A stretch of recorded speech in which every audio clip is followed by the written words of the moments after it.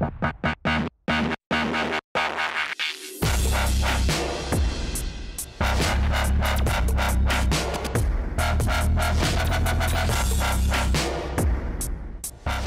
you have to bear in mind, you have a female president. And my president of my organization in Brussels has tipped her to be president of the European Union. So please, let's have women leaders in Lithuania and in Europe. Did you notice I came up on the front of the stairs instead of the back door? I think I've earned it. I've worked hard for my life. But most importantly, I'm about change. In your heads, I want you to rate yourselves of your ability to make change.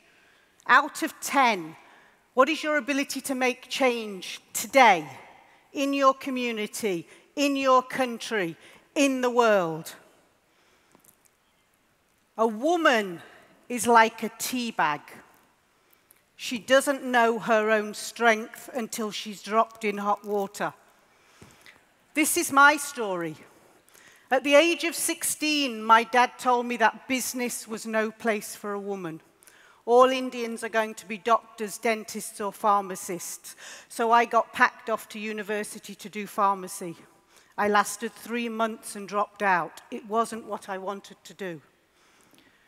At the age of 19, I had an arranged marriage. I arranged it because my parents didn't agree with my choice of the boy.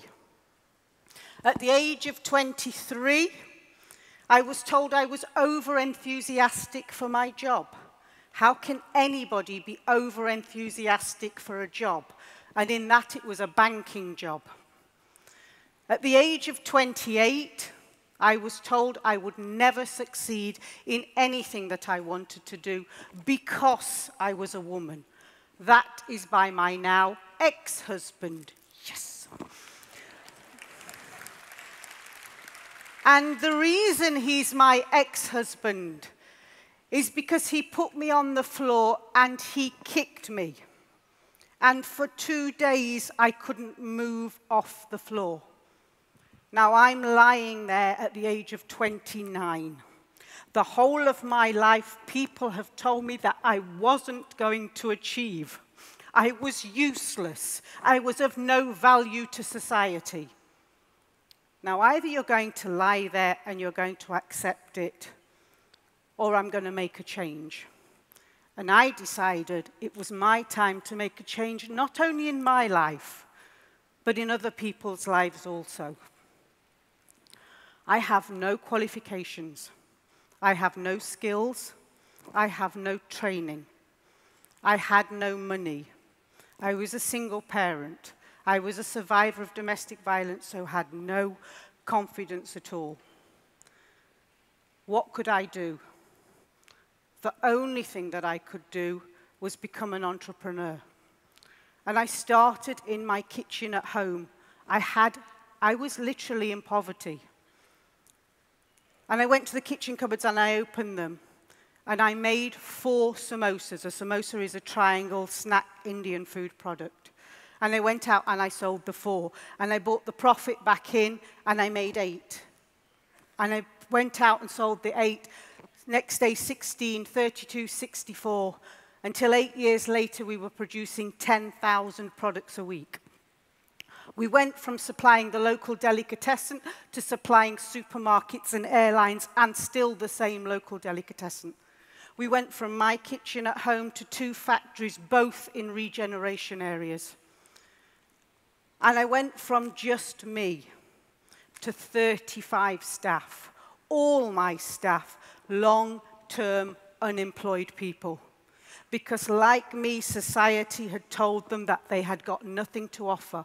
Society had written them off and told them they were of no value. We are wasting our human capital, and it has to stop. The fact that we have 40% of young people unemployed in the European Union today is disgusting. It's a crying shame, and we have to change it. And one of those ways that we can change it is through entrepreneurship. The other thing is that I have never employed anybody on a CV. I don't care what it says on your CV. I don't care what you can do. I don't even care what experience you have. I want people who want to work, people who have got the skills that they can offer me that I haven't got, because actually I can't do anything. All I can do is value your human capital, and that's what we've done. And I'm also actively campaigning for the words experience required to be removed from job adverts. It's discriminatory to young people and it's discriminatory to women. Doesn't matter about your experience, it's your desire to work, and we need to captivate that. And we need to make Europe great again. As a result, I became Asian Woman of Achievement and I became the UK's best boss. So I have a few accolades. Today, I'm running the Madi Group. It'll come up there in a minute. Madi stands for Make a Difference Ideas. And I decided, because I started to believe in myself, that if Versace and Gucci could brand their name, then so could I. So I did. And my brand is a registered trademark, and you will notice across the top of Madi is an ohm. It's because I try to be ethical in everything that I do. It's really important that you have ethics in business. The Madi Group is a group of companies, international ones. We make profit. We have not-for-profit social enterprises and also NGOs. It's about making a change. If I get up in the morning and I don't make a change, if I don't make a change to one person's life in this room today, my day has been a waste of time. So please, I hope I influence somebody. You are in charge of your lives. That's what the Madi Group is about. You don't need to know what I do. It's not really important. It's an international company. My PA is based in Delhi. My largest client is based in the US. Where is my office? I don't have an office. My office is a British Airways lounge. They give me free coffee, they give me free tea, they give me free internet access, and they have no idea how much paper I'm putting through their printers. Why do you need an office? You don't. And this is the problem with business plans, because a business plan will ask you, where will you be in 5 years' time? Well, in 5 years' time, I will be supplying supermarkets and airlines. So that means that I need 2 factories, I need 35 staff, I need an Arctic lorry, I need to park my Jaguar outside. But you haven't even produced one product. A business plan is for accessing finance. If you are building your business to access finance, you are building your business for the wrong reason.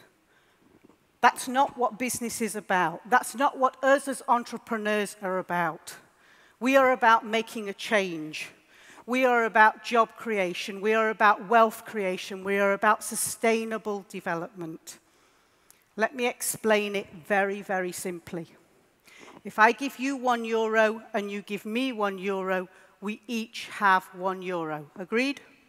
Yes? Okay, thank you. If I give you one idea and you give me one idea, we each have 2 ideas. There are 7 billion people on the planet. If each person only had one idea and that one idea was allowed to be put into action, how many of those ideas could solve the current problems that we've got in the world? Poverty alleviation, food security, climate change. We have to turn ideas into action. Business, and most business people did not set up to start to earn money.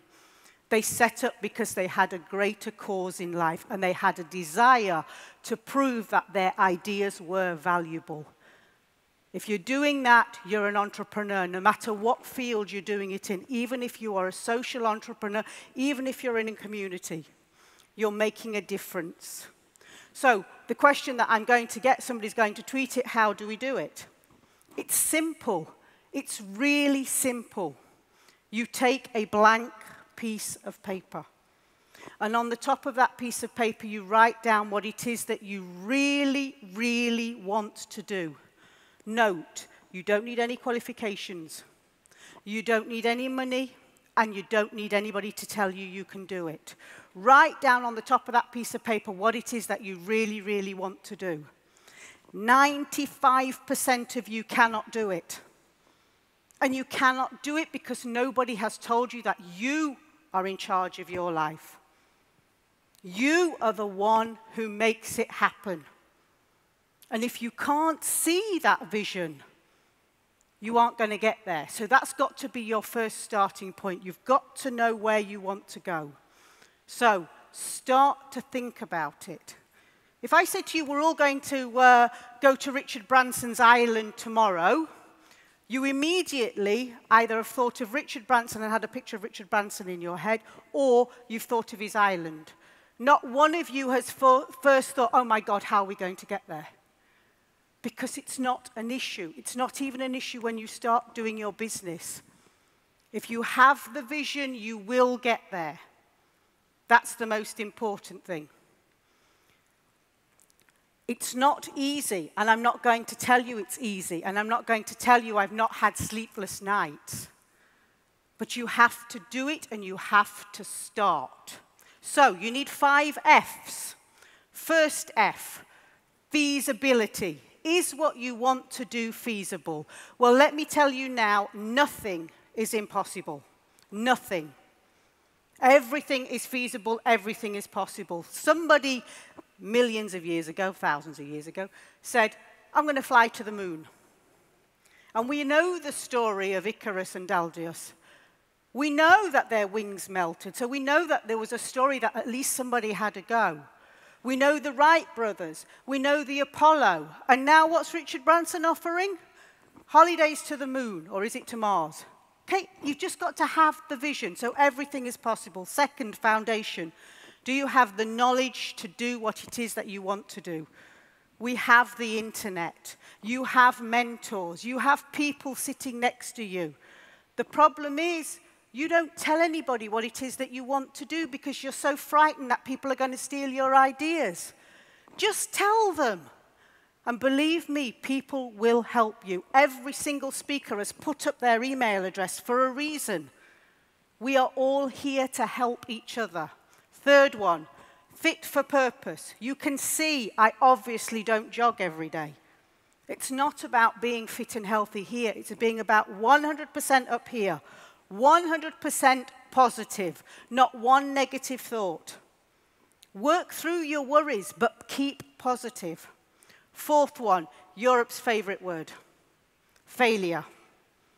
If you haven't failed, you haven't learnt. Have I failed? Yes, I have. Did I learn? Yes, I did. Did I start up another business? I started 8 of them instead of putting all my eggs in one basket. You're born to fail, to fall over, because that's what you do. Otherwise, none of you would be walking.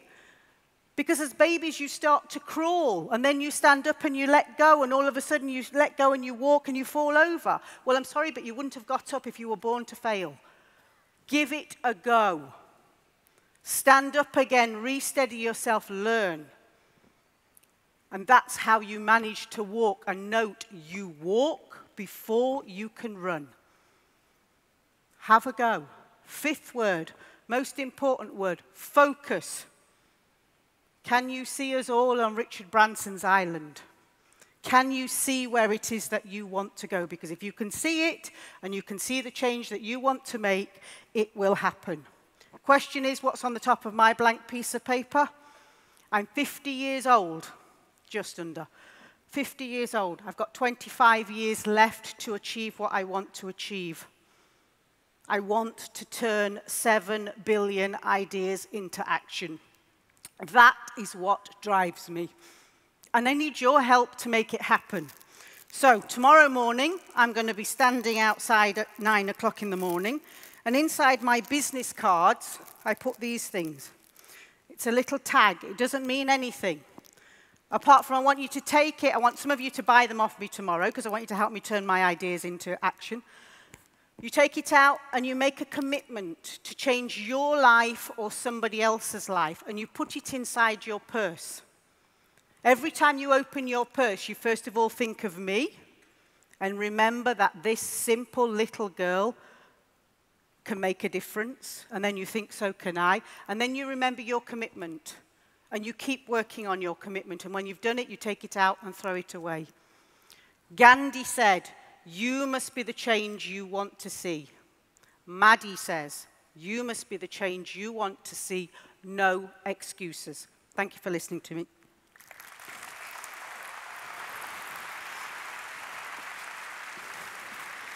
I got no clock. So I'm sorry if I went over. Yes. Actually, Madi's clock disappeared, but you were right on time. Thank you very much. Would you like a question from the app? Yeah, let's have it. Let's have it. Let's refresh and see what's top. There you go. Let's do this one. You actually have some personal emails here, too. You're going to want to get these later. How about that? But let's take this one. Do you think your company would have developed as fast as it did in a small market like Lithuania? I think you can develop any companies from any size. I'm from an inner city, Nottingham. It develops slowly, and just as the marketing campaign and the internet marketing was shown, you start step by step and it grows, and you can do it from anywhere. There are no borders anymore, and this is the important thing. There are no borders. Just go for it.